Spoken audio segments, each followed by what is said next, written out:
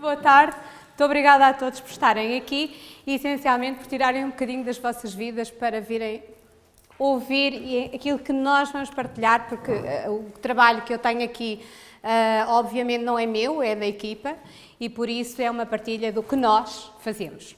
Hoje vamos falar especificamente de interações planta-medicamento e tudo o que trago aqui são casos clínicos de Portugal. Mesmo quando nós virmos algumas tabelas que estão em inglês, porque estão nas publicações que estamos a submeter, tudo o que lá está resulta de casos clínicos portugueses. Portanto, é uma realidade portuguesa, trabalhamos de Portugal para Portugal.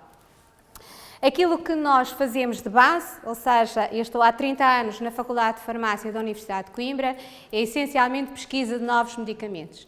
E por isso nós usamos matrizes normalmente vegetais, porque nós não trabalhamos com recursos animais, embora, como sabem, podemos ir buscar muitos medicamentos a recursos animais, mas nós, no nosso laboratório, trabalhamos só com recursos vegetais e a ideia é criar novos medicamentos. E foi um bocadinho por essa razão que nós também enverdámos pelo controle de qualidade e essencialmente pela avaliação de risco. Eu voltei a tomar posse hoje de manhã na comissão da ASAI, que são renovadas de X em X tempo, reencaminharam-nos, se calhar fizemos algum trabalho, não tanto quanto gostaríamos, mas foi o possível e de alguma forma tenho estado também na avaliação de risco na Agência Europeia EFSA, aí muito especificamente nas isoflavonas, que para quem não sabe são os constituintes ativos, por exemplo, da soja. Hoje não falarei muito sobre isso, mas é uma das nossas preocupações a nível europeu.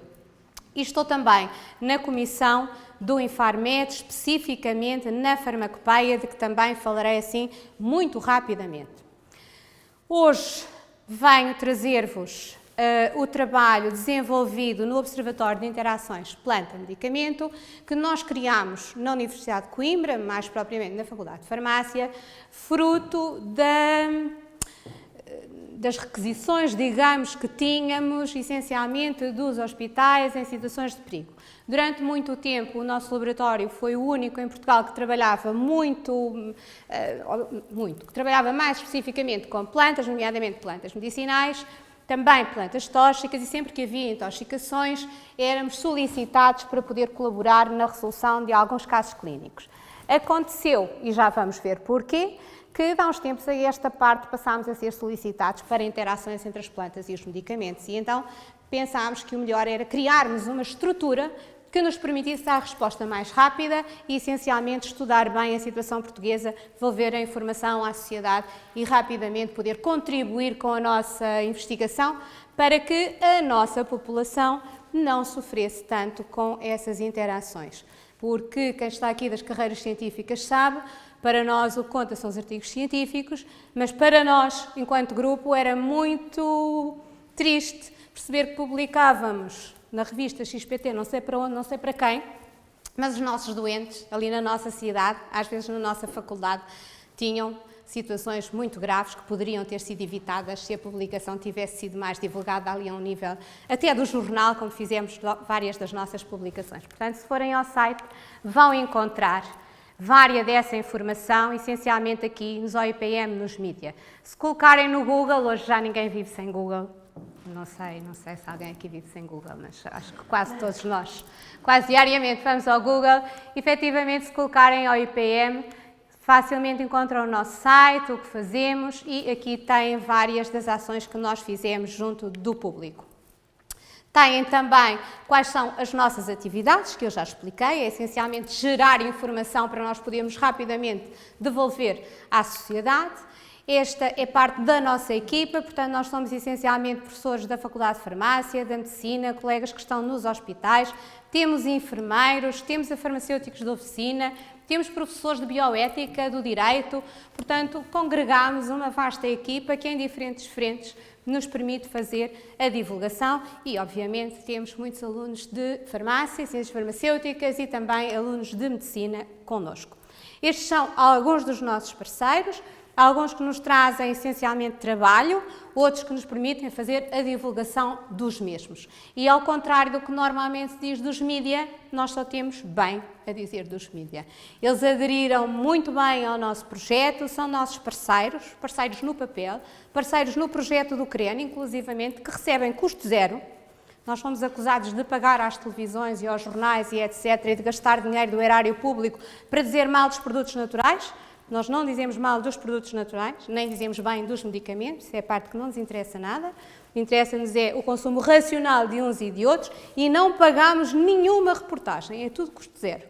Daquelas páginas enormes do Expresso que são caríssimas foi custo zero, todo o tempo de antena que tivemos nas televisões em prime time foi custo zero. Portanto, não sei se a algum de vos vos chegou este zururu de que nós andávamos a esbanjar dinheiro, todo o dinheiro que tivemos foi efetivamente usado em investigação.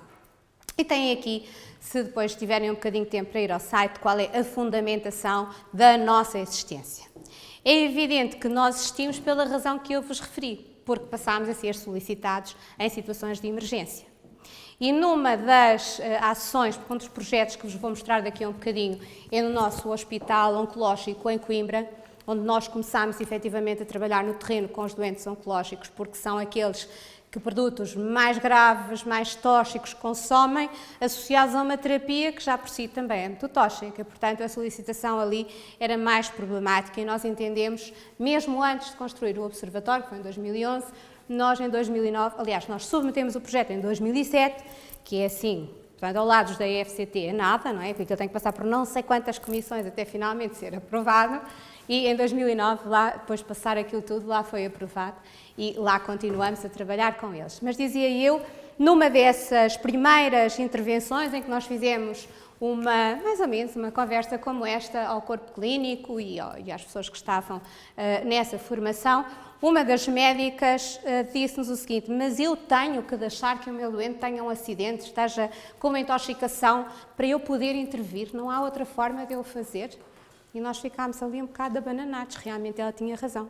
E então criámos, efetivamente, uma maneira de poder ir explicando às pessoas para podermos evitar que as coisas aconteçam e criámos já tabelas de interações que vamos dar por áreas clínicas para que o médico possa efetivamente usar essas ferramentas para prevenir o que pode acontecer.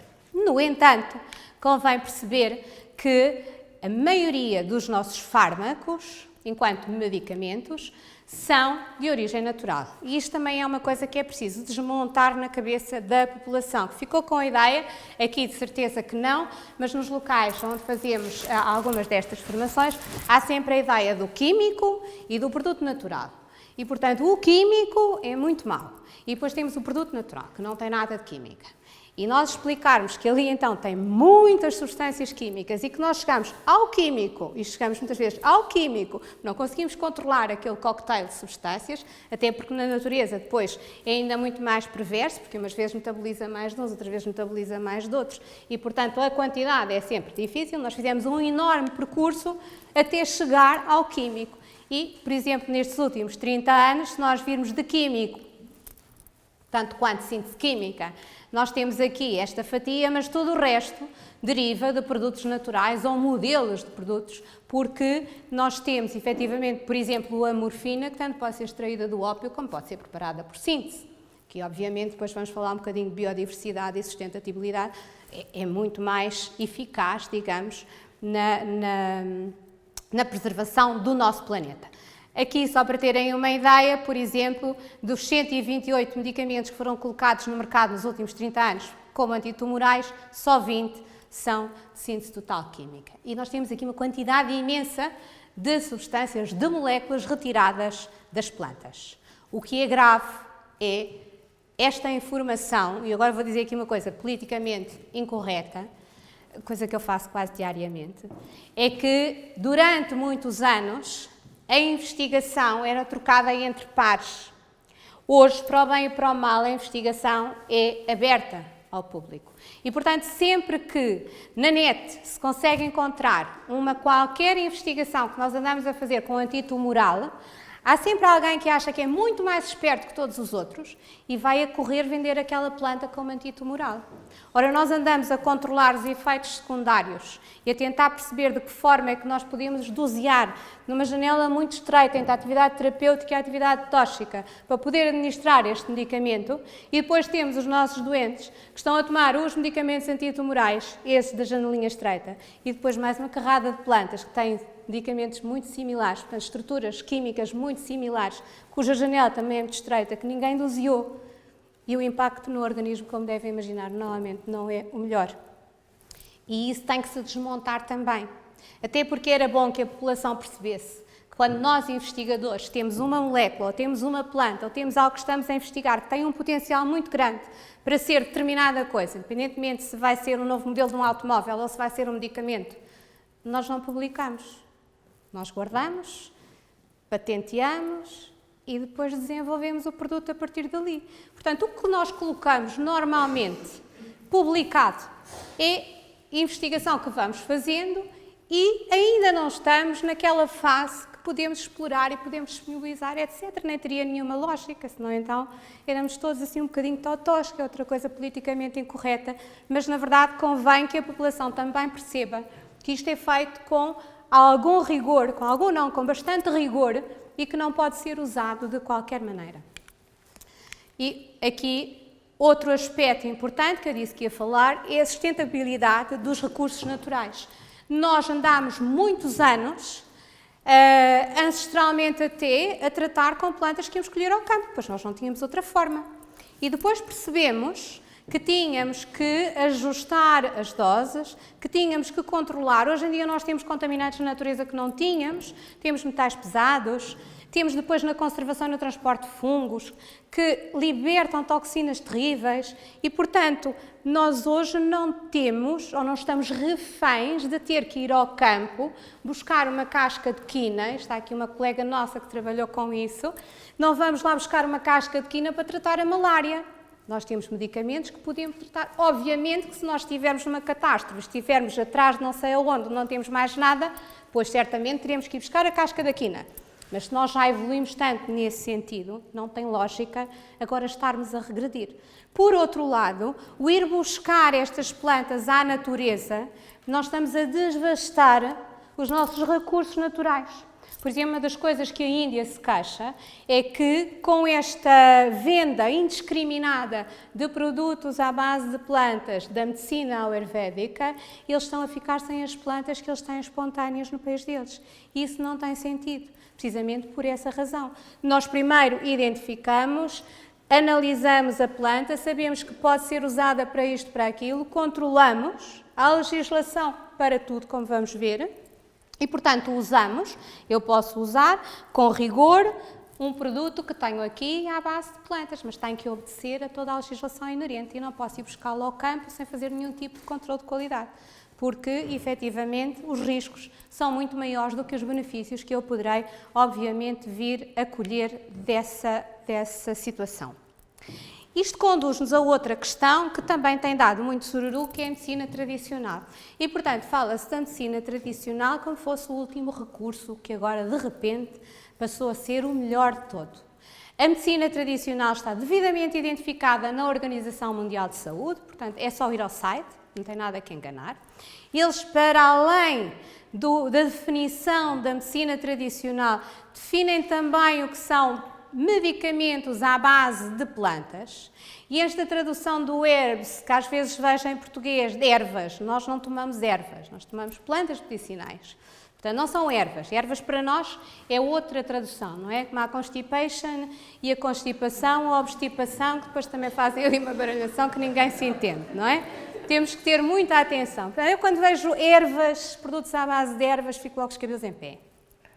E eles têm, dizia eu também, toda a caracterização disso, têm todas as guidelines para a investigação e avaliação da medicina tradicional, e a medicina tradicional existe em todo lado. Nós também temos medicina tradicional.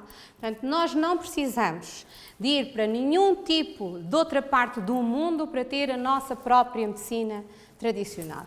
A medicina tradicional usa os recursos naturais que tinha, com a evolução que pode, e, obviamente, passa por uma abordagem integrada do doente.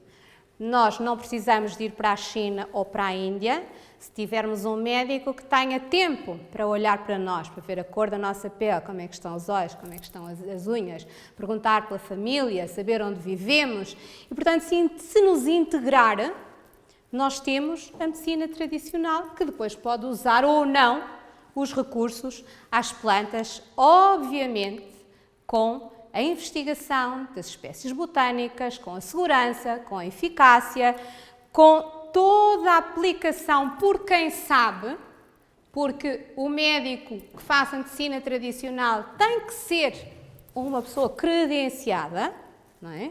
E, portanto, tem que seguir todas as regras que são mundiais. A Organização Mundial de Saúde é isso mesmo, estabeleceu regras transversais para todos os países. E também, nos produtos acabados das plantas medicinais, é importante referir que não pode haver outro tipo de substâncias, como por vezes acontece. Substâncias de síntese, contaminantes, etc. Portanto, tudo tem que ser feito e preparado segundo as regras da maior segurança para o utente, porque senão, então, estamos a regredir completamente. De certeza que a nenhum de vós que está aqui passa pela cabeça ir comprar um automóvel e imaginar que ele não seguiu a legislação vigente e que não sofreu um rigoroso controle de qualidade. De certeza que não, eu pelo menos não. É que nem sequer penso. Eu compro e parto do pressuposto que aquilo obedece a tudo o que está estipulado, porque quem sabe, eu não sei nada de mecânica, não sei nada daquilo. Deus me livre. Portanto, quem sabe estabeleceu e eu confio. E que no que diz respeito aos medicamentos, sejam eles medicamentos à base de plantas, de síntese, de hemissíntese, etc., como vimos, nem sequer me passa pela cabeça ao contrário. Assim como o exercício da medicina também não passa pela cabeça ao contrário. Portanto, nós andamos todos a contribuir para que tenhamos uma sociedade melhor e temos que confiar uns nos outros. E é esse pressuposto que nós efetivamente devemos ter, seja qual for a parte em que estamos a trabalhar. Eu que vos estou a dizer hoje, provavelmente aqui são todos consumidores, mas digo exatamente à indústria, exatamente da mesma maneira. Eu tenho que confiar naquilo que eles põem no mercado e tenho que confiar que cumprem a legislação. Eu posso não concordar que este sinal vermelho esteja aqui, mas enquanto lá estiver, eu chego lá e paro. Posso contribuir para que ele seja alterado. Combino uma reunião, converso com as pessoas e se todos estivermos de acordo, fazemos uma proposta para alterar, mas até lá eu paro no vermelho, cumpro como aos outros.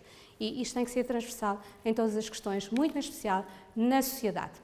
Então eu vou passar isto à frente e porquê é que isto tem vindo a dar muito zururu?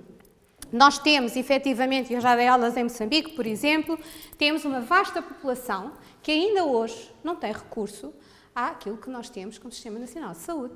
E, portanto, efetivamente, eles ainda utilizam uma quantidade imensa das plantas que têm, que não têm controle de qualidade. Não têm, é o que eles têm, é com aquilo que eles têm que curar.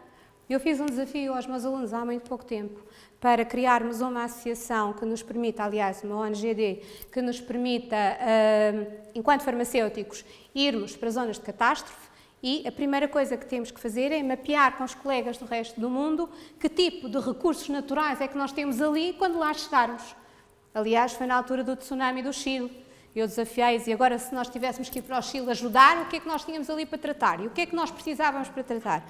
Obviamente, nessas circunstâncias, são circunstâncias especiais. É completamente distinto do nosso dia-a-dia. E temos que saber fazer essa mesma distinção. O que acontece é diferente. O que acontece é que nós temos neste momento um mercado paralelo que gera muito dinheiro e que efetivamente foge sempre que pode, por contrafação, ao controle de qualidade e à adulteração de produtos à base de plantas. E é aqui que nós efetivamente temos que passar a fazer a diferença. Como é que isto começou? Porque, ironicamente, quando nós começámos a receber casos de intoxicação, com o meu diretor de serviço na altura escrevemos um livro sobre plantas tóxicas, aliás, os efeitos tóxicos das plantas espontâneas em Portugal. E depois começámos a perceber que depois tínhamos o livro a explicar às pessoas a toxicidade das plantas, passámos a ter só interações e aquilo não batia certo. Então o que é que tinha acontecido? Uns anos antes, nos Estados Unidos, estes dois senhores, Hatch e Arkin, tinham conseguido colocar na legislação dos suplementos dietéticos em que tínhamos exatamente vitaminas, minerais e proteínas, eles conseguiram juntar herbs ou similar nutritional substance. E aqui abriu-se a porta para outro tipo de indústria. E essa indústria esteve ainda, de alguma forma, validada com alguns congressistas nos Estados Unidos. Isso levou a que nós passássemos a ter uma quantidade imensa de substâncias e de produtos que tinham toxicidade. Claro que nós temos registros, mas há muita coisa que não há registros e nós temos muitos doentes que nos contactam por uma determinada coisa e depois quando vamos a descascar por ali fora, eles já tiveram toxicidade de muitas outras que entretanto tomaram e que nunca tinham associado. Porque efetivamente nunca associamos a toxicidade ao natural, embora todos saibamos que o que há de mais tóxico está na natureza. E quando depois falamos sobre isso, pois é. Mas até lá, tudo o que é natural, esquece, é tudo muito bom e nunca fazemos essa associação aos efeitos secundários. Aconteceram situações graves, por exemplo, o caso deste jogador de futebol americano, e estas situações que às vezes vão para os jornais com produtos adicionados, efetivamente não são depois muito divulgadas. E, na verdade, nós temos que requerer uma confiança em quem coloca estes produtos no mercado, porque, efetivamente, muitos deles não são suplementos alimentares. E, portanto, nós não podemos estar a tapar uma legislação que existe legislação para alimentos. Se houver carne de cavalo dentro da carne de vitela, é um aqui del rei, não morre ninguém, mas se eu tiver uma planta tóxica dentro de um cocktail de plantas que teoricamente não são tóxicas, aí pode morrer. E, efetivamente, nós não nos lembramos disso também. Portanto, não temos que estar a regressar ao passado, até porque esse passado já não existe. As plantas que nós temos hoje, mesmo espontâneas, muitas estão contaminadas. Nós já não temos o planeta que tínhamos há um século atrás. Portanto, temos que também ter essa consciência. Importante, já vos falei desta questão, é definir fármacos. E fármacos é tudo o que nós utilizamos para tratar, independentemente se eu estou a utilizar uma cidreira em infusão, se eu estou a utilizar uma valeriana em comprimidos, se eu estou a utilizar um Valium, um Xanax, um qualquer antidepressivo ou um antitumoral. São fármacos. E enquanto fármacos têm uma legislação, que é a legislação dos medicamentos, e dentre os medicamentos, como vimos na medicina, na Organização Mundial de Saúde, nós temos os medicamentos do CUR, depois temos os medicamentos à base de plantas e depois temos os medicamentos de uso tradicional à base de plantas. Portanto, quem quiser colocar as coisas no mercado com a legislação correta, não tem que se queixar que não existe baliza, que não sabe por onde ir. Ouvem-se muita vez falar de produtos de fronteira, para mim não existem produtos de fronteira. Eu estou a vender este produto com uma determinada planta para baixar o colesterol, não é um suplemento alimentar, é um medicamento. E, portanto, tenho que o vender. Se é de uma planta, medicamento à base de plantas, não tem nada que enganar. São dossiês simplificados, só têm que cumprir a legislação ou então arranjar, como eu disse, contrapor e dizer, nós achamos que isto pode ser feito de outra maneira, então entidades reguladoras e empresas trabalham num objetivo comum, isso é que é importante. É todos trabalharmos, cientistas, empresas, institutos reguladores, todos na mesma linha e não uns contra os outros. Eu até no futebol me custa um bocadinho esta ideia de uma equipa contra a outra. Estão a jogar, estão-nos a entreter, não é? Estão a jogar uns com os outros. E é isso que eu acho que é importante, é efetivamente nós temos a trabalhar uns com os outros. E nós, no que diz respeito aos fármacos, felizmente estamos a trabalhar uns com os outros. A nossa farmacopeia portuguesa segue a farmacopeia europeia, tal como os outros países da Comunidade Europeia, mas, felizmente, a Organização Mundial de Saúde há 2 anos que faz um congresso mundial de todas as comissões das farmacopeias do mundo inteiro. E, portanto, o que se está a fazer é uma harmonização de todas as farmacopeias para que todos falemos a mesma linguagem e que, portanto, se eu quiser ir a um médico de medicina tradicional chinesa, ele tenha acesso a produtos de medicina tradicional chinesa que cumprem tudo o que está na farmacopeia. Eu, por exemplo, neste momento já traduzi 6 monografias de plantas chinesas, que vão ser colocadas na farmacopeia portuguesa e vamos avançar e colocar muitas mais, inclusivamente a maneira de preparar essas mesmas formulações, que é um bocadinho diferente da nossa, cumprindo toda a legislação. Portanto, a harmonização mundial está para muito breve e já estamos a caminhar nesse mesmo sentido quando se trata de fármacos. Portanto, é para tratar, temos que usar outro rigor que provavelmente não usamos quando vamos comprar batatas, não é? São coisas completamente distintas. Para explicar isso, o nosso observatório criou um projeto que foi financiado, felizmente, em que a ideia era ensinar as pessoas, ou pelo menos o ensinar aqui é um bocadinho forte, mas era explicar às populações estas questões. Ele esteve nos mídia de abril a dezembro do ano passado e a campanha referia essencialmente não misture produtos naturais e medicamentos. E ia explicar, obviamente, porquê.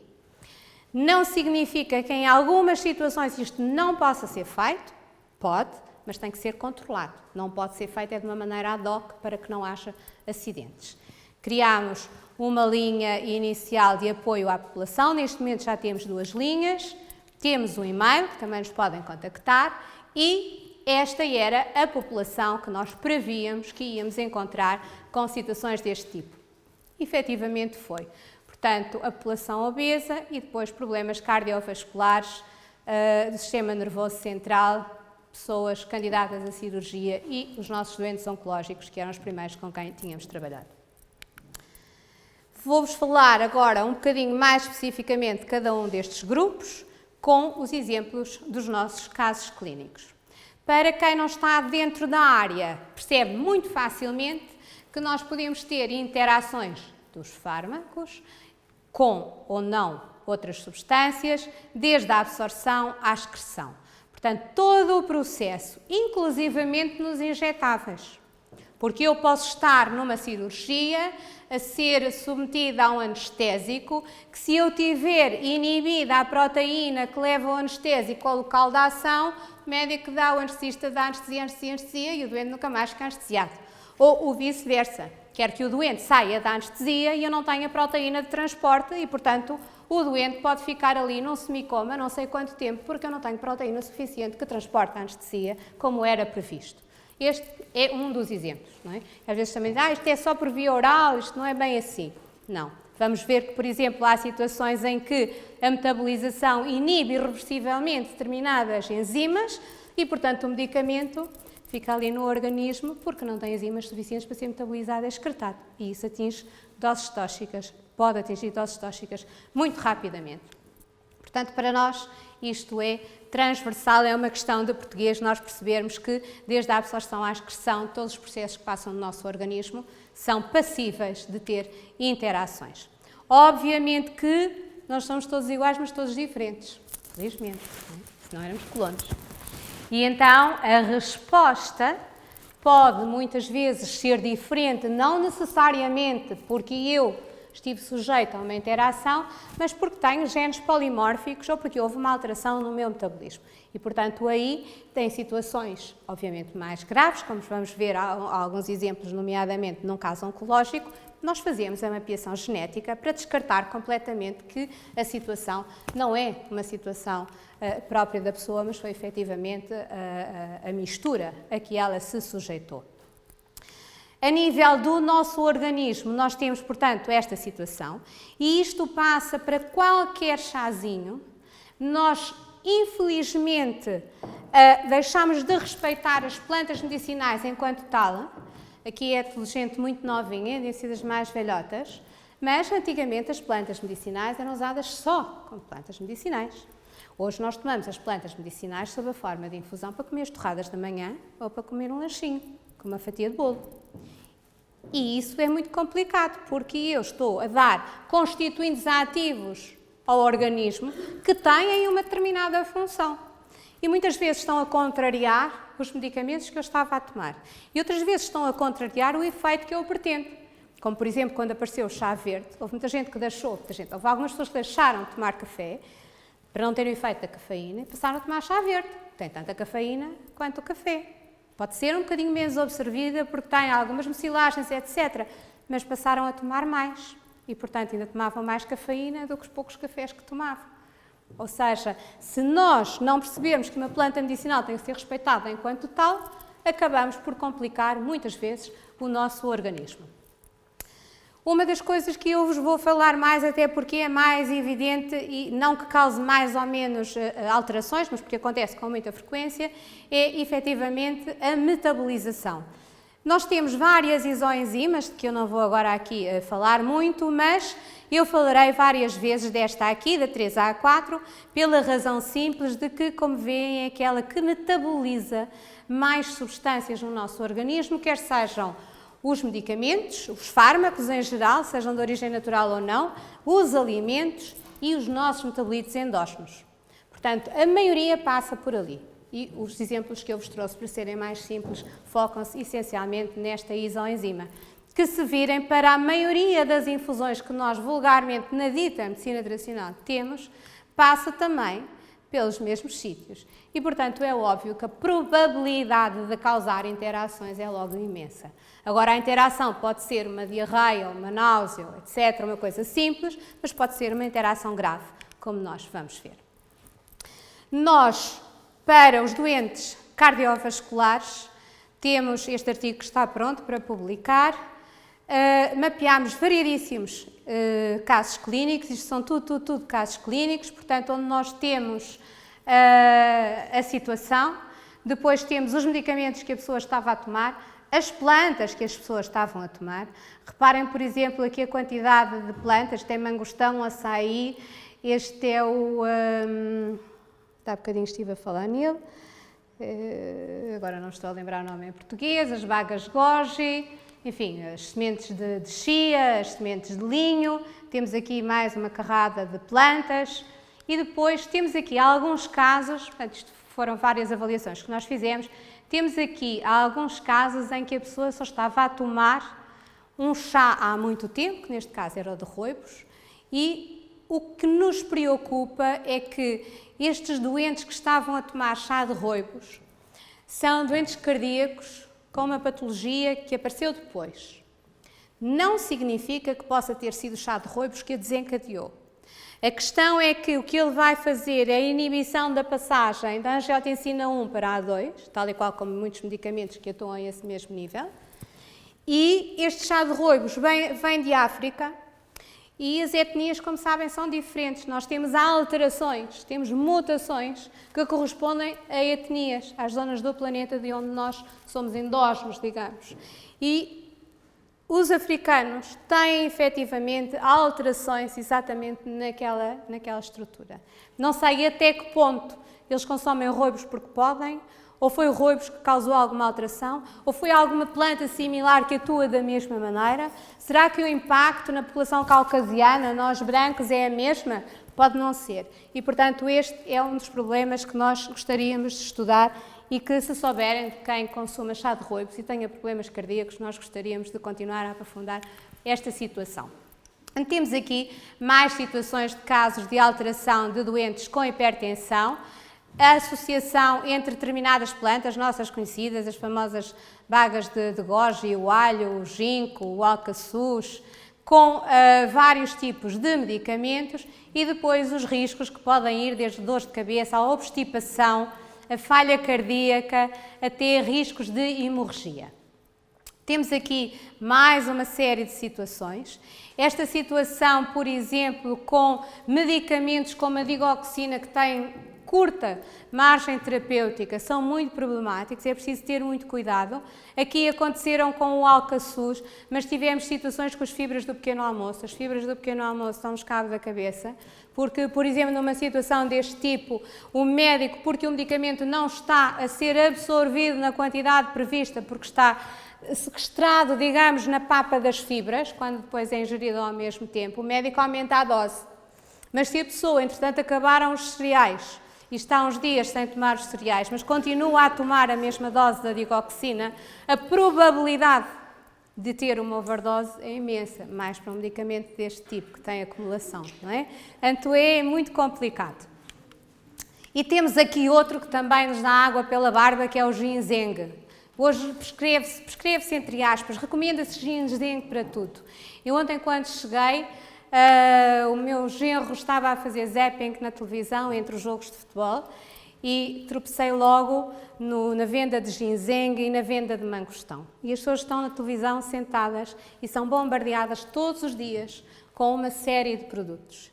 E, efetivamente, ninguém explica que se estiver a tomar medicamentos não deve associar, e nós vamos falar de alguns casos clínicos em que, efetivamente, estas associações foram muito complexas.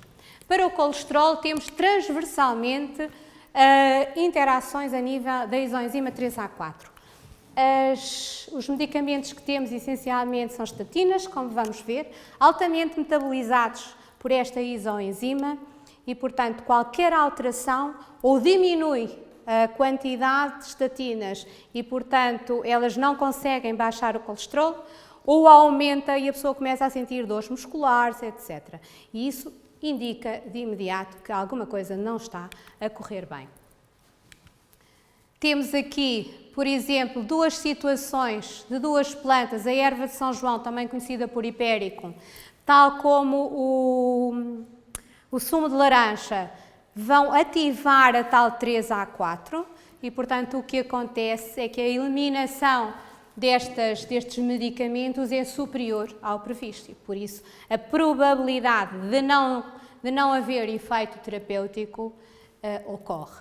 Depois temos outra situação inversa, que é a situação do aloé, que vai fazer a inibição irreversível desta enzima. E, portanto, a pessoa vai necessitar de muito menos dose terapêutica para atingir o efeito. Nós temos, inclusivamente, um doente que nos dizia: "Oh, doutora, eu já só tomo uns bocadinhos de medicamentos, mas eram uns bocadinhos de medicamentos de tudo." E nós andámos semanas a conversar com ele, porque ele ia-nos telefonando à medida que íamos acompanhando o caso, e só para aí à terceira vez é que ele nos disse: "Eu todos os dias vou ao meu quintal e preparo um macerado com um bocadinho de aloé e tomo todos os dias." Portanto, ele, na verdade, é um exemplo que temos lá para mapear quanto à atividade desta isoenzima, porque ele deve ter uma... E há muitos anos que ele faz isso diariamente. Por isso, a probabilidade desta enzima estar realmente muito alterada quanto à sua atividade é imensa. E por isso ele, com o médico, foram reduzindo ao longo dos anos as doses dos medicamentos. Isto é muito problemático nos nossos doentes oncológicos, como vamos ver. Depois temos aqui mais algumas alterações. Isto depois vai ficar disponível, portanto, eu dispenso-me de estar a ler todos estes casos. Voltamos a ter aqui o nosso amigo ginseng. Temos aqui o arroz vermelho. O arroz vermelho atua sinergeticamente com as estatinas, e eu não estou a defender as estatinas, até acho que, se calhar, se as pessoas tivessem hábitos alimentares diferentes e fizessem mais exercício físico, controlavam perfeitamente o colesterol. E, na verdade, aqui nós podemos ter um efeito muito acrescido da atividade destas duas substâncias. Depois temos uma situação que é sazonal, que ocorre mais ou menos nesta altura do ano, que é quando as pessoas resolvem emagrecer. E, portanto, quando resolvem emagrecer, o que é que eles vão fazer? Vão tomar o que encontram por aí para emagrecer. Encontram imensas coisas. Este é um caso clínico em que a senhora se queixava estava estável, completamente estável, todo o ano esteve estável, e depois começou a ter picos de pressão arterial que não conseguia identificar com rigorosamente nada. Então, ela tinha hipertensão, dislipidémia, tomava para estas duas situações clínicas, para o colesterol, portanto, a simvastatina, e para a hipertensão, tomava então estes dois medicamentos, sendo que este é um diurético. O tal produto que ela foi tomar tinha todas estas coisas. Portanto, se nós imaginarmos que cada uma destas plantas já tem por si uma quantidade de substâncias ativas lá dentro, isto tudo junto é uma perfeita bomba relógio. O que é que nós verificamos? Verificamos que, por um lado, o colesterol estava descontrolado porque efetivamente havia aqui, e ela tinha dores musculares, tinha uma atividade inibida por estas plantas. Esta centelha asiática, que é vendida como gotu-kola, está muito na moda para emagrecer e tem derivados do ácido cafeico, que são inibidores da 3A4 e 2C9. Portanto, há muitas pessoas que nos contactam e que estão a sofrer efeitos secundários da overdose dos medicamentos só porque estão a tomar esta centelha asiática, que tem o tal ácido clorogénico, que é o mesmo do café verde. Então o café verde sem cafeína, porque nós tanto demos na cafeína do chá verde para emagrecer, que agora temos o café verde sem cafeína, é o mesmo princípio do ácido clorogénico. E depois ainda temos outras situações, que é, por exemplo, aqui o caso do losartan, que é um profármaco, e, portanto, não se formando o fármaco propriamente dito, é óbvio que também não há atividade. E, portanto, nós tínhamos aqui, por um lado, substâncias que podem contribuir para aumentar a pressão arterial, temos substâncias que podem contribuir para que não se forme o metabolito que nós precisamos para que atue enquanto medicamento. Tínhamos aqui associado sinefrina e a cafeína do guaraná, que tem cafeína também, assim como a sinefrina é um estimulante mais potente que a cafeína e, portanto, lhe aumentava a pressão arterial.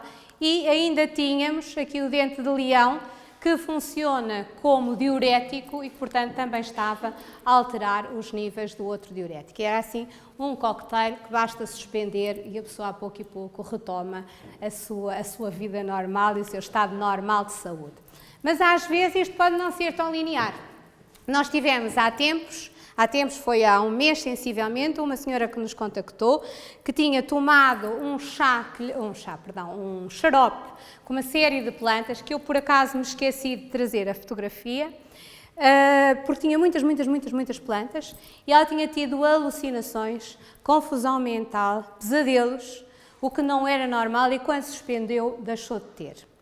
Então nós vasculhámos o xarope todo, não encontramos nada que justificasse, pese embora o facto, o cocktail, que justificasse essa situação, mas ela tinha dores musculares. E quando têm dores musculares, nós vamos direitinhas às estatinas.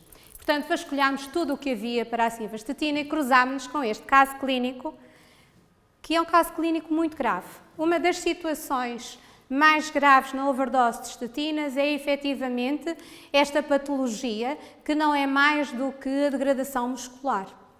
E então, quando olhamos para este caso clínico, verificamos aqui que nós tínhamos um quadro muito parecido ao quadro da nossa doente.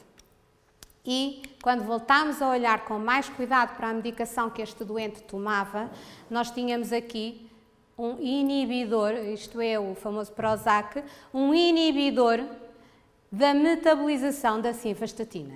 Claro que lemos outra vez muito bem o artigo e ninguém tinha falado desta inibição. Portanto, nós vamos escrever ao editor, vamos explicar esta inibição e, provavelmente, não defendendo as estatinas, elas aqui não terão sido as culpadas, entre aspas. Na verdade, a associação aqui destes dois medicamentos pode ter conduzido a uma overdose da estatina e, portanto, o efeito secundário que a pessoa estava a sofrer, tal como sofreu a nossa doente com outra coisa, que não isto, era quase de certeza fruto dessa inibição de metabolização. Portanto, não acontece só planta-medicamento, também acontece medicamento, como acontecia, e acontece planta-planta, como é óbvio, não é?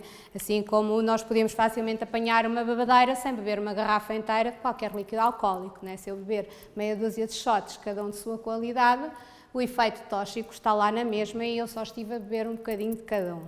Temos que passar isso um bocadinho para o nosso dia-a-dia. Os nossos diabéticos têm alterações variadíssimas, ou porque lhes prescrevem, entre aspas, lhes recomendam substâncias que podem alterar, podem baixar a glicémia e eles consomem e, portanto, depois têm alterações, quer seja por inibição ou indução relativamente aos medicamentos que tomam, até porque para a diabetes, tirando os insulinodependentes, nós temos a metmorfina e ela nem sequer é metabolizada, portanto, ela entra e sai direitinha, não interage ali com nada. A não ser, como nos aconteceu o ano passado, em abril, quando começam as hortaliças e os grelos e isso tudo. E, portanto, nós estávamos a dar apoio a uma clínica e, de repente, percebemos, e damos apoio a diabéticos, que havia ali, transversalmente, uma alteração nos níveis que era transversal. Estava ali tudo desequilibrado, mas e porquê é que estes doentes são todos desequilibrados? Não tem sentido. E à medida que fomos fazendo as consultas, as conversas com eles, fomos percebendo que eles tomavam o medicamento ao mesmo tempo que comiam as hortaliças ao almoço e ao jantar. E, portanto, o medicamento ficava sequestrado na fibra e lá ia ele direitinho, não chegava a fazer efeito. E a interação era só esta, era tão simples. Mas eu agora não posso comer hortaliças, tenho tantas hortaliças no meu quintal e agora vou deixá-las estragar. Partilha com os vizinhos, mas come menos um bocadinho.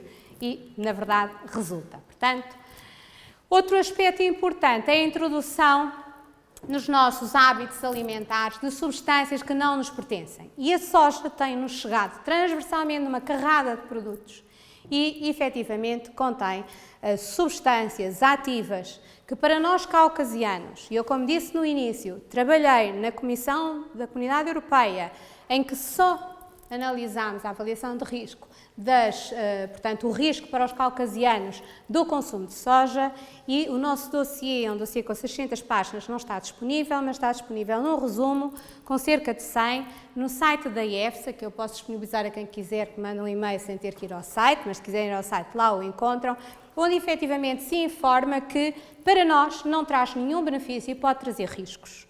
E os riscos são vários. Podem ser riscos de alterações a nível da tiroide e podem ser riscos de estimulação de algum processo tumoral que nós possamos ter, que até pode estar latente, mas se tiver alguma estimulação, e nós até falámos nisso no bisfenol A, se nós tivermos estimulantes, como as isoflavonas ligaram-se aos receptores alfa, vão estimular a proliferação celular, isso pode ser muito perverso. E, portanto, temos que ter muita ponderação no consumo de substâncias que não pertencem à nossa etnia, efetivamente, para podermos controlar o efeito e o risco. Tem aqui mais algumas alterações de casos clínicos, portanto, sempre que nós temos isto assim é porque nós tivemos casos clínicos com estas plantas. Também aqui voltamos ao ginseng. O ginseng vem-nos de uma medicina tradicional que não é a nossa, vem da medicina tradicional chinesa. É essencialmente um regulador, um imunomodulador, portanto não é transversal para todos nós e deve ser prescrito a quem necessite realmente dele. E não é isso que nós vemos hoje. E, portanto, tem que haver aqui uma consciência de que podemos estar a recomendá-lo a pessoas que, na verdade, não é recomendável que estejam a associá-lo, muito menos se estiverem a fazer terapia. O mesmo acontece para as sementes de linho. As sementes de linho, vamos vê-las um bocadinho mais à frente. Eu não tinha noção, nem ninguém na minha equipa, a quantidade de portugueses que consomem sementes de linho. São muito baratas, mas vendem mais que água. Eu acho que são raríssimos os doentes que nos contactam que não tomam sementes de linho. E as sementes de linho têm, por um lado, a formação da mucilagem, que vai diminuir a absorção, mas as sementes de linho não são só mucilagem, têm muito mais constituintes. Portanto, vamos ver daqui a um bocadinho que podem atuar a outros níveis de uma forma contraproducente. Outra questão que agora vos trago aqui, também de doentes estáveis durante o inverno e também de medicamento, para não julgarem que nós somos muito maus e, portanto, só dizemos mal das plantas, como normalmente nos acusam. Embora o medicamento que vos vou falar é um medicamento que foi desenvolvido à base de plantas, e o que é que acontecia aqui nesta situação, que foi mais do que uma situação? Nós tínhamos os tais doentes cardiovasculares, com dislipidémias, etc., estáveis, e depois, de repente, começaram a sentir efeitos secundários destes medicamentos. E então, fomos verificar, vamos sempre procurar inibição, não é? O que é que aconteceu, o que é que terá estar a desencadear isto? E o que é que acontece? Eles começam a tomar, ou por recomendação do médico, ou da farmácia, ou do vizinho, ou já tomaram o ano passado, medicamentos para as pernas, para a circulação. São feitos com bioflavonoides da laranja e, portanto, a inibição desta enzima vai desencadear essas alterações, portanto, esse aumento da dose dos medicamentos. Obviamente que aqui não é uma inibição irreversível e, portanto, sempre que possível, nós damos a informação para levarem ao médico, altera-se a hora a que estão a fazer as diferentes tomas, quando isso é possível, ou então pede-se ao médico que faça uma substituição por outro que não cause esta inibição. Claro que tudo isto nós juntamos em pósteres e em panfletos que temos disponíveis no nosso site para download e que supostamente eu devia ter trazido alguns, mas esqueci-me. As minhas desculpas. Mas podem ir ao site e descarregar. Aí temos nos panfletos, está muito miudinho, mas várias das plantas que a nossa população consome mais e de uma maneira muito simples explicamos alguns tipos de interações. Também fizemos o top 10 das plantas e, portanto, temos o top 10 dos doentes polimedicados e das plantas e aqui explicamos em cada um dos marcadores de livros uma determinada planta e as potenciais interações com aquela planta. Isto são as costas do marcador, onde tem, obviamente, quem somos, o que fazemos e como nos contactar. Este grupo de doentes traz muitas vezes associados anticoagulantes. E os anticoagulantes podem causar hemorragias espontâneas. Oleodonagra, eu há bocadinho não me conseguia lembrar. Portanto, tem aqui uma série de plantas que provavelmente várias pessoas consomem. Está aqui à cabeça a camomila porque nós verificámos nos contactos que havia muita gente que tomava camomila conjuntamente com os anti-hemorrágicos, com os anticoagulantes. E uma das formas muito rápidas de perceber se a pessoa está a tomar qualquer coisa que contribua para aumentar a hemorragia são as nódoas negras espontâneas. E quando perguntávamos se tem nódoas negras, a resposta é sempre não. Aquilo é automático, não. Mas depois vamos conversando e um bocadinho mais para a frente. Na verdade, eu tenho aqui uma nódoa negra que me apareceu, realmente não me lembro de ter batido em lado nenhum. Também costumo ter nas pernas. E na verdade, quando eles deixam de tomar, são restabelecidos os fatores de coagulação. E é uma adesão que a população tem tido carinhosamente connosco e por isso mapeámos muito bem a camomila e é pedir para se suspenderem e, se puderem, ligar-nos, telefonar-nos um mês depois, por exemplo, para nos perguntar o que é que aconteceu, se continuam com muitas nódoas negras ou se realmente deixaram de ter nódoas negras. E o exemplo de que funciona, efetivamente, é todas as pessoas que se suspenderam, deixaram de ter essas supostas pancadas que não sabiam onde tinham dado. E isso é importante porque, se forem sujeitos a cirurgia, isso pode ser um risco imenso. E como veem, temos aqui uma série de plantas consumidas em Portugal que têm diferentes ações a nível do processo hemorrágico. Tanto podem ser antiagregantes plaquetares, e portanto tínhamos ali o alho, por exemplo, tal como a nossa aspirina. Tanto podem ser cumarina-like, a varfarina foi desenvolvida a partir das cumarinas, a camomila tem cumarinas e é por isso que atua como baixando a vitamina K e, portanto, desencadeando essa hemorragia. Temos também algumas substâncias e alimentos que têm mais vitamina K e, portanto, nós temos anticoagulantes que estão a ser administrados e não conseguimos baixar os fatores de coagulação e precisamos, sempre um INR para um doente com problema de risco cardíaco e, portanto, nós não conseguimos que o medicamento funcione e percebemos que ele, afinal, está a tomar plantas ou alimentos que têm muita vitamina K e, portanto, não conseguimos ajustar as doses. Ou então ter alterações no metabolismo da varfarina. A varfarina é muito controlada e, por isso, sempre que nós temos INRs descontrolados, que é o que nós usamos para medir se estamos entre os limites que são aceitáveis para aquela terapia, nós conseguimos rapidamente mapear o que é que aconteceu no mês anterior ou naqueles 2 meses para ter aquela alteração. Aqui, como antiagregantes, não nos podemos esquecer que, para além dos que estavam atrás, o aloé e o ginkgo são dos mais consumidos em Portugal e causam efetivamente uma baixa muito grande na coagulação. Temos aqui mais uma série deles com os respectivos medicamentos que estão nas tabelas que muito em breve estarão disponíveis para todo o público, como eu vos vou mostrar no fim. Os doentes candidatos à cirurgia. Se é uma cirurgia de urgência, não há grande coisa que nós possamos fazer. Mas se é uma cirurgia programada, nós podemos efetivamente fazer um bom trabalho com eles. Na bibliografia nós encontramos muitos casos clínicos, este é um deles, precisamente porque o aloé, sendo inibidor da agregação plaquetária, este anestésico sevoflurano também é, e portanto associado a hemorragias descontroladas. E os nossos doentes oncológicos, por exemplo, praticamente todos tomam aloe. Por isso, sujeitá-los a uma cirurgia, se efetivamente não houver tempo para fazer, e ainda por cima porque é inibidor da 3A4 irreversível, como eu vos disse, se nós não tivermos tempo para estabilizar o doente, o médico, o cirurgião, tem que estar de prevenção de que alguma coisa pode correr mal, mas já sabe o que é que pode correr mal. Nós mapeamos variadíssimas coisas, como vos vou mostrar, e, portanto, já temos uma boa informação para ambiente cirúrgico.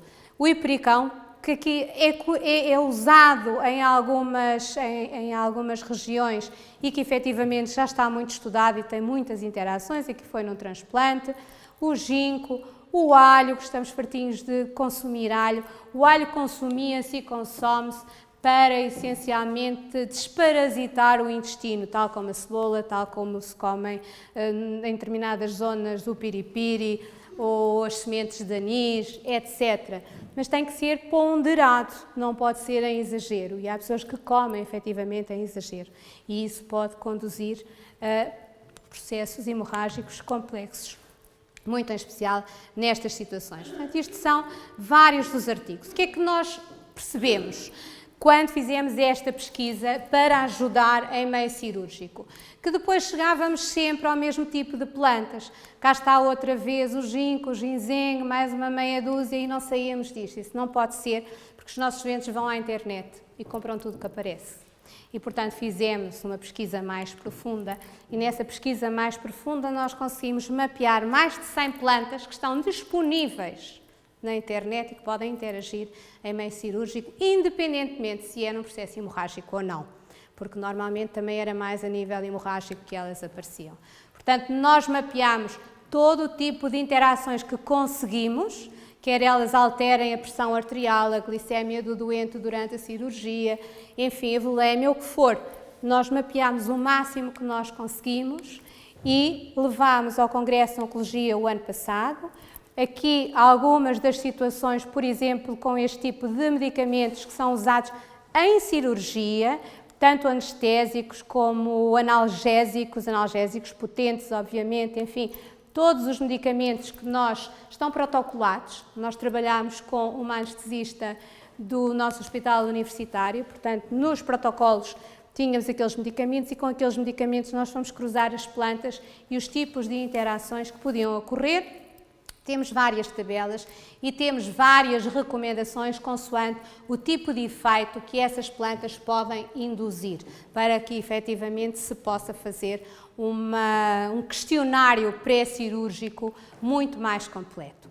E agora, para terminar, vamos falar dos doentes mais complexos, portanto, dos doentes oncológicos. Este é o projeto que eu vos falei com o nosso hospital oncológico. E, obviamente, a nossa âncora, porque são os nossos doentes que estão ali mais próximos, embora eu vos vá mostrar alguns casos clínicos de processos oncológicos que não são do nosso hospital. Sempre que ocorrem situações mais problemáticas, mais graves, noutros hospitais, eles também nos contactam e nós tentamos contribuir o melhor possível para a resolução dessas mesmas situações.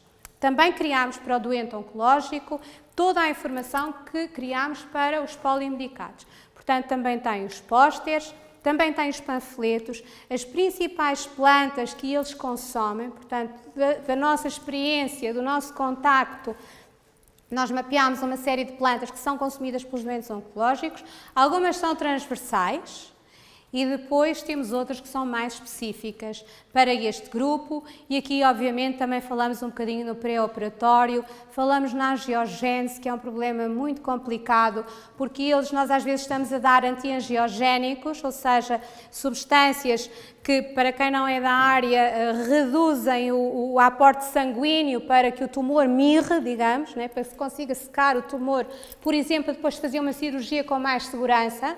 E o doente está, por outro lado, a tomar uma planta que é angiogénica, por acaso o aloe.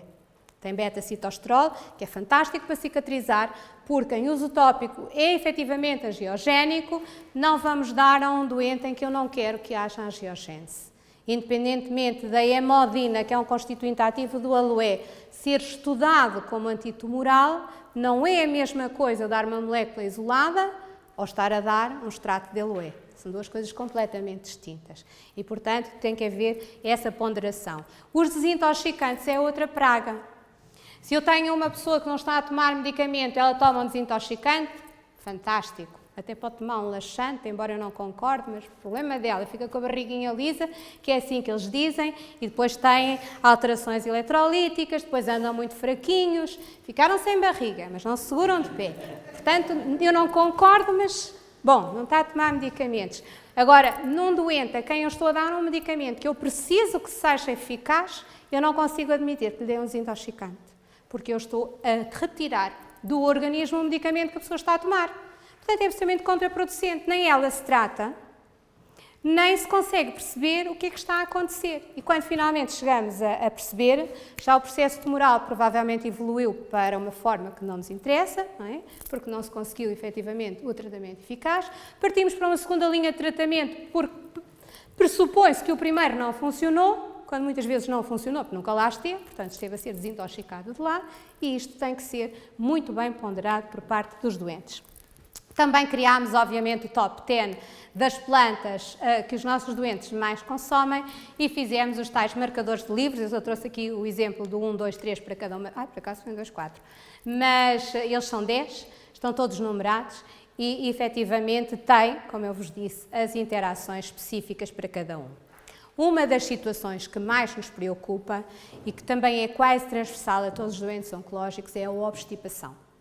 Eles têm obstipação, às vezes porque já tinham, depois porque alguns medicamentos oncológicos antineoplásicos induzem a obstipação e muitas vezes porque tomam tantos antiobstipantes que acabam por ter uma situação de rebound e, portanto, acabam por ter obstipação porque tanta estimulação fizeram ao intestino. Isto causa um problema dramático para eles e para nós, porque muitas das vezes não conseguimos ajudá-los. Agora, o que eles tomam essencialmente são as sementes de linho, como eu falei há bocadinho, o plantago, as sementes de chia, que é outra cruz, e o aloé. O aloé, para quem está dentro da área, sabe que para além daquilo tudo que eu já referi, se o aloé estiver na dose correta, pode causar cólicas intestinais muito complicadas e alguns, efetivamente, os que preparam com o aloé que têm em casa, têm esse efeito secundário. Depois temos outros que vêm-nos parar às mãos uns xaropes que nós pesquisamos os antracénicos do aloé e não os encontramos, o que também a mim me faz alguma confusão, pese embora o facto de não querer que os doentes tenham essas cólicas, obviamente. E depois temos todas estas plantas que aqui estão, que vão causar variadíssimas interações em várias frentes, como eu já referi. Portanto, ou reduzem a absorção, ou se forem laxantes muito fortes, eliminam rapidamente alguns medicamentos, ou podem, como o caso do aloé, inibir determinadas isoenzimas, têm aqui mais, e portanto o mesmo acontece com as sementes de linho, que atuam em diversas frentes. Portanto, ele por um lado diminui a absorção, ao ser um laxante aumenta a excreção, tem aqui um problema, é que tem heterósidos cianogénicos e portanto liberta cianeto. Há pessoas mais sensíveis, eu por exemplo, e já tivemos alguns casos em que a intoxicação foi só porque a pessoa até sabia que era alérgica às sementes de linho, mas não se lembrou e consumiu produtos com elevada quantidade de sementes de linho e, portanto, o que teve foi uma situação devida a esta substância, mas depois as sementes de linho ainda vão inibir a tal dita CYP3A4 e, portanto, vão aumentar a quantidade de alguns medicamentos e, como se isso não lhes chegasse, tem um linhano que tem atividade estrogénica. E o ter atividade estrogénica, obviamente que, tal como as isoflavonas, não se liga 100% aos receptores estrogénicos, alfa e beta, mas liga-se.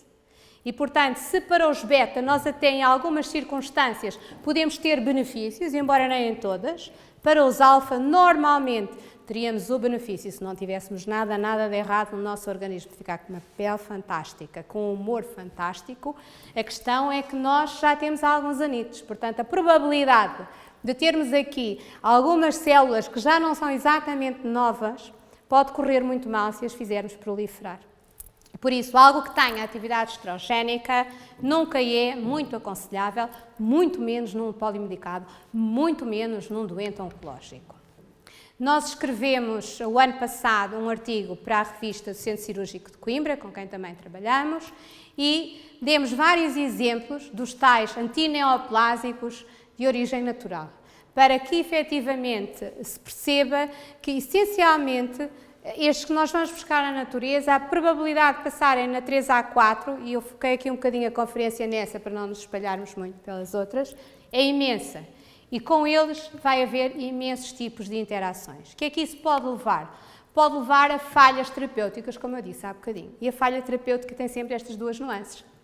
Ou o processo tumoral aumenta e não houve possibilidade de fazer o tratamento, ou tem que se partir para uma segunda linha, uma terceira, etc. tratamento, andamos sempre à procura de um qualquer tratamento porque aquilo é ineficaz.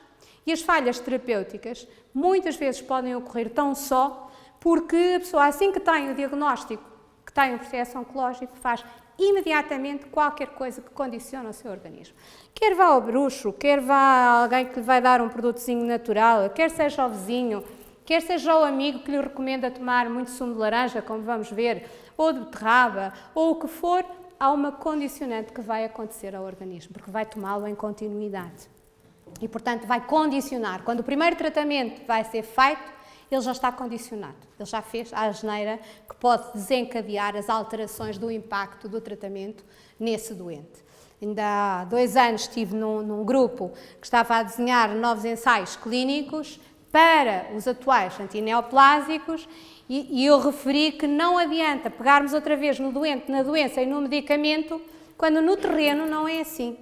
Os nossos doentes não é assim, não é o doente, a doença e o medicamento. É o doente, a doença e todos os produtos naturais que ele lhe associa, independentemente se são os alimentos que come exageradamente de uma determinada qualidade ou se são outro tipo de produtos. E, portanto, temos que assumir isso de vez e fazer ensaios clínicos também. Quem sabe encontramos algumas coisas interessantes. Não sou, enquanto cientista, temos de estar sempre abertos a encontrar, obviamente, coisas boas.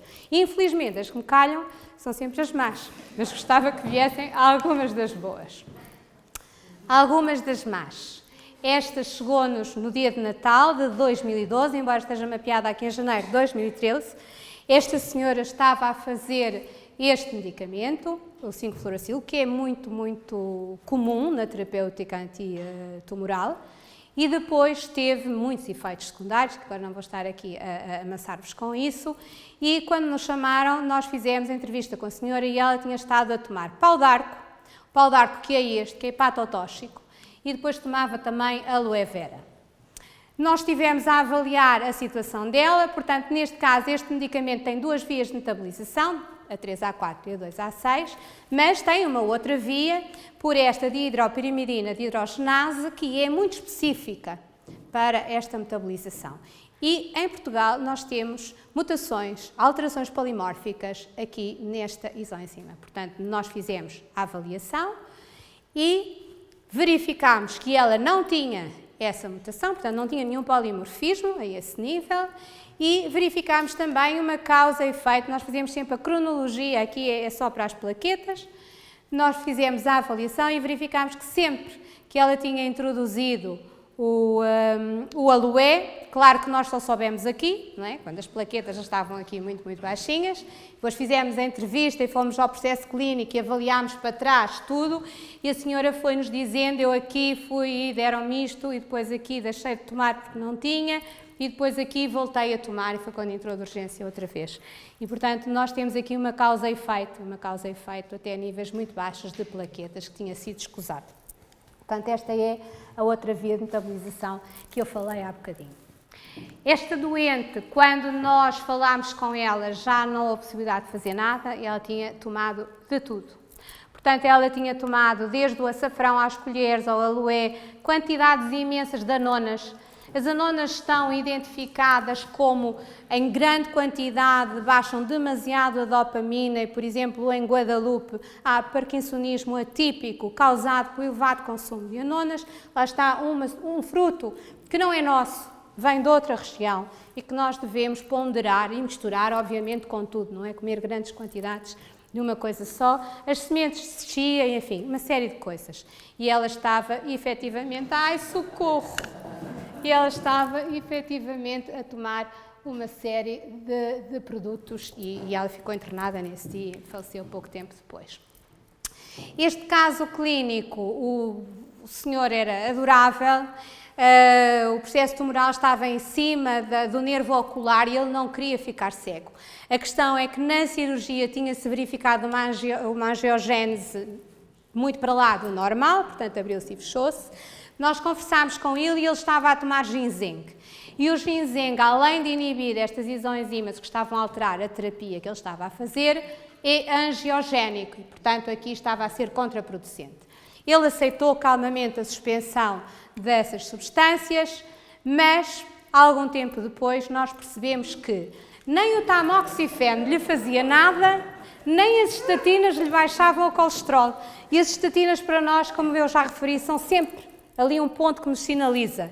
E não fazia sentido as estatinas não estarem a fazer nada. E, portanto, nós começávamos a entrevista com ele no pequeno almoço, íamos até à noite, já sabíamos que eles faziam chazitos ali de noite, tinham muitas insónias, nada que ele não pudesse tomar, e voltávamos ao pequeno almoço. E alguma coisa nos escapava. É que ele, numa daquelas levanta, deita, às 6 da manhã levantava-se e espremia 3 laranjas que tomava todos os dias. E, portanto, obviamente, numa pessoa normal, se calhar a metabolização não seria tão excessiva, mas num doente debilitado, o fígado debilitado, a metabolização era excessiva. E não só a estatina já não estava em dose suficiente, como o tamoxifeno também não. E o tamoxifeno aqui tem 2 questões. Por um lado, eu aumento o tamoxifeno enquanto pró-fármaco, o que não me interessa, mas depois, na anterior, mas depois aqui nesta fase em que ele já estava em excesso de metabolização, eu liberto o fármaco propriamente dito, mas conforme liberto também assim o excreto. E, portanto, a metabolização era tão rápida que o efeito nunca chegava a ter a intensidade que efetivamente se esperava.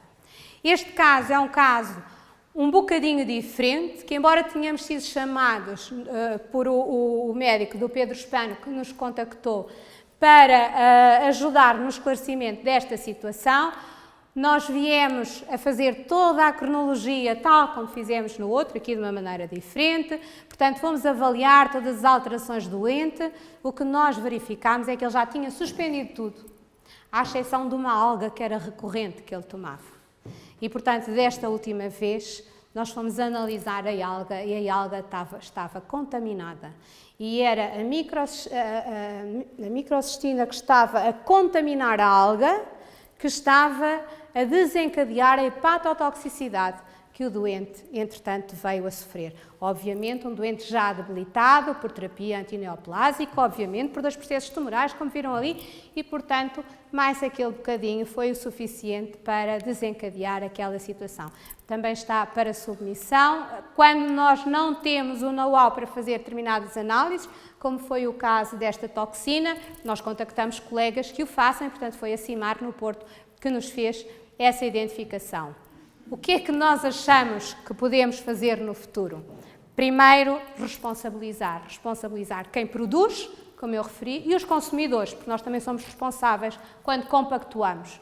E, obviamente, a comunicação social que tem colaborado, como vos disse, nas ações de educação e os profissionais de saúde, tanto no know-how como depois na partilha das suas consultas. Temos, para o público em geral, uma base de dados. Essa base de dados tem 3 níveis de acesso, um geral à população, onde vamos colocando todas estas informações. Depois temos uma profissionais de saúde e temos uma só nossa, onde efetivamente temos os artigos, os livros, etc., o nosso material de base. Estamos a colaborar com a ANF, com a Ordem dos Farmacêuticos e com o Simpósio Terapêutico, no sentido de que a base seja global, a nossa informação com a deles e que seja transversal a todos os profissionais de saúde. Essa base de dados será acedida ou pelo site ou diretamente assim. Obviamente, este é um aspecto dela, que também temos um Facebook e temos uma mascote e esperamos que, efetivamente, estas confusões deixem de ocorrer e que as pessoas ponderem quando fazem misturas, sejam estas ou outras, e que haja um uso racional de fármacos, sejam eles quais forem. Consegui que a bateria aguentasse. Muito obrigada. E vocês também.